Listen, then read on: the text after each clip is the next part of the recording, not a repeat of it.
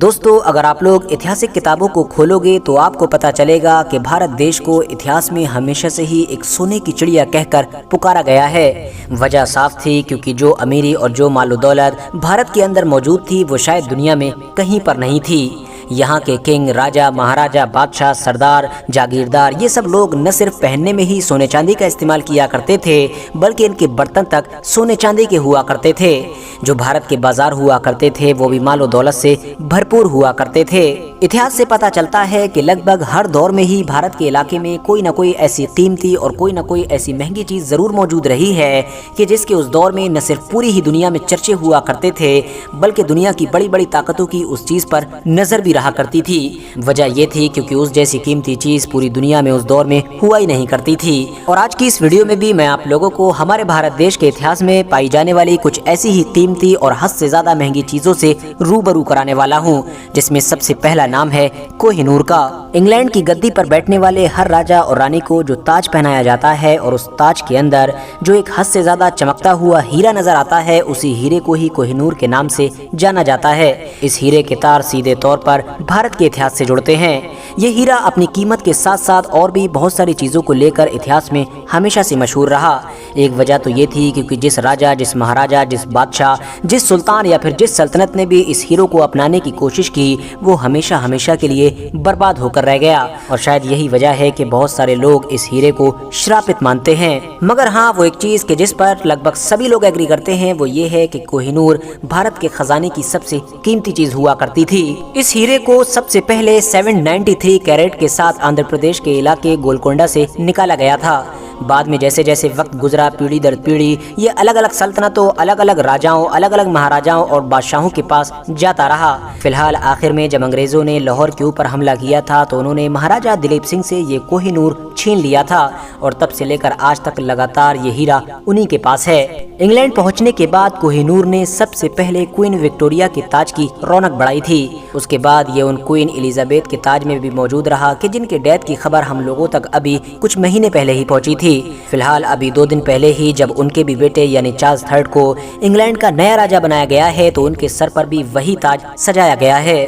حیران کر دینے والی بات تو یہ ہے کہ جو کوہ نور کا اصلی سائز ہوا کرتا تھا وہ اب وقت کے ساتھ ساتھ اس سے کئی گنا چھوٹا ہو چکا ہے، مگر اس کے باوجود بھی آج کے دور میں اس کی قیمت لگ بھگ 10 سے 12 بلین ڈالرز کے قریب بتائی جاتی ہے۔ اگلا نمبر ہے دی رنگ آف ٹیپو سلطان، یعنی کہ ٹیپو سلطان کی انگوٹھی کا۔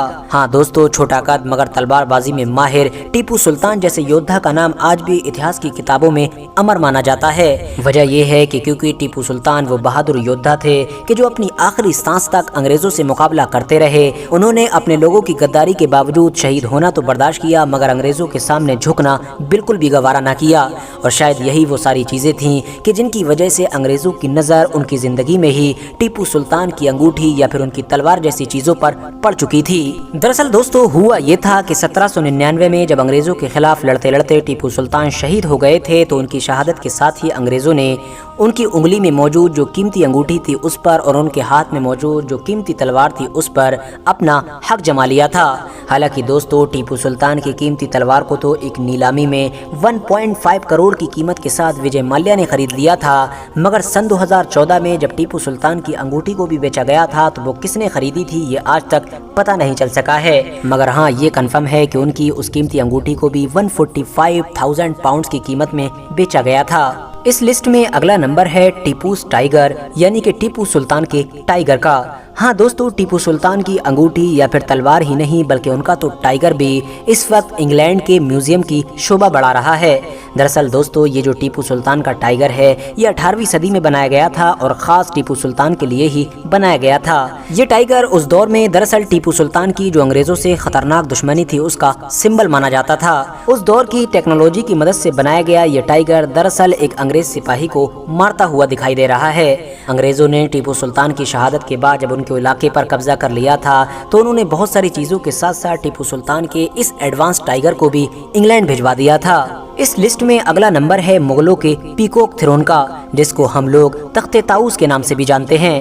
ہاں دوستو، مغلوں کی شان و شوکت کی بات کی جائے اور تخت طاؤس کا نام نہ لیا جائے یہ تو بھلا ممکن ہی نہیں ہے۔ یہ ایک ایسا سنگھاسن تھا کہ جس کو مغلوں کے مشہور بادشاہ شاہ جہاں نے تاج پوشی کے لیے بنوایا تھا۔ ہیرے جواہرات، سونے چاندی سے بھرپور اس سنگھاسن کے دونوں سائیڈ میں مور بنے ہوئے تھے اور اسی وجہ سے اس کو میور یا پھر تخت طاؤس جیسا نام دیا گیا تھا۔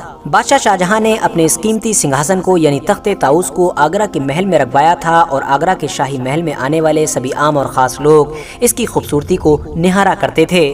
اس سنگھاسن کی خاص بات یہ تھی کہ اس کے اندر بدیش سے منگائے گئے ہیرے جواہرات اور قیمتی پتھر جیسی چیزیں لگائی گئی تھیں۔ میور کی چونچ پر جہاں ایک طرف موتی جڑے گئے تھے تو وہیں ان کے سینے پر لال مڑک لگائے گئے تھے۔ اس دور میں یہ تخت طاؤس مغلوں کی شان مانا جاتا تھا، مگر افسوس بعد میں جب وقت کے ساتھ مغل کمزور ہوئے تو ایران کے نادر شاہ نے نہ صرف بھارت پر حملہ کیا بلکہ وہ اس تخت طاؤس کو بھی اپنے ساتھ ہمیشہ کے لیے ایران لے گیا۔ اس لسٹ میں اب اگلا نمبر ہے تھرون آف مہاراجہ رنجیت سنگھ۔ ہاں دوستو، مہاراجہ رنجیت سنگھ کا مشہور تھرون بھی آج انگلینڈ میں ہی موجود ہے۔ اتہاسکاروں کی مانے تو مہاراجہ رنجیت سنگھ کے اس قیمتی اور مشہور تھرون کو دراصل ایک مسلم سونار نے تیار کیا تھا۔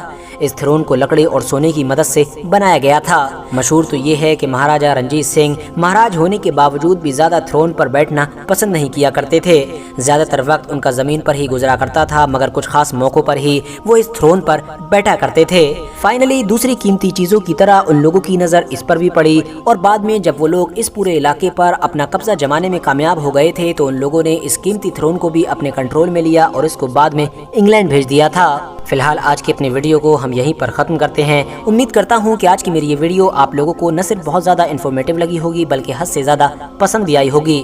ویڈیو پسند آنے پر نہ صرف ویڈیو کو لائک کریں، اپنے فرینڈز کے ساتھ بھی ضرور شیئر کریں اور اسی طرح کی نالجیبل اور ہسٹوریکل ویڈیوز ہمیشہ دیکھنے کے لیے ہمارے اس چینل کو سبسکرائب کرنے کے ساتھ ساتھ بیل آئیکن کو بھی ضرور پریس کریں۔